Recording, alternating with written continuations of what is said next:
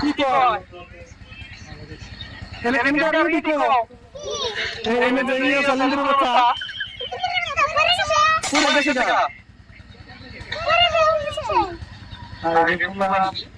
ভাই গো সেনা গো আমার থেকেও বেশি চালাক সেজন্য আমি কইলাম এই নিন্দুর বাচ্চা আছে এনে যদি এনে চালাক মিষ্টি এই কথা বলতে না আর বলে হাসা কথা কইতে খাইবে দেখে আমি যেজন নিচা কথা দিলাম যে নিন্দুর বাচ্চা আছে জানি ঘরে না খুলে তার কি মন সাহস এটা খুলে খাইয়ে এনে আজ ধরে কইতেছে নিন্দুর বাচ্চা দেখে গেল